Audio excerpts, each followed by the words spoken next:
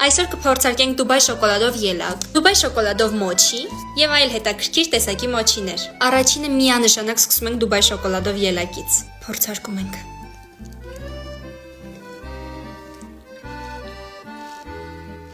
Ինձ թվում է ուղղակի խոսքերն ավելորդ են 10-ից լիմոն։ Հաջորդը կփորձենք Դուբայ շոկոլադով մոչին։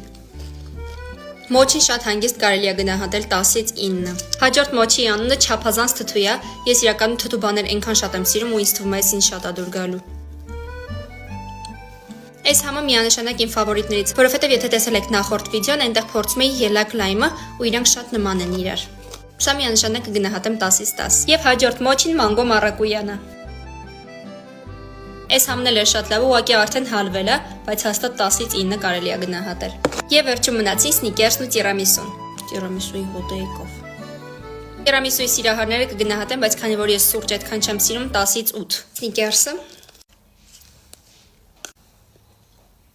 Անկեղծ եմ ասում, այնքան նման էր սնիկերսի իրական համին, 10-ից 10 միանշանակ։ Այսօրվա համար այսքանն էր։ Շնորհակալություն, որ մինչև վերջ նայեցիք, հետևեք ինձ, որ չկորցնեք, եւ կարող եք կոմենտներում գրել, թե հաջորդ անգամ ինչ փորձարկենք։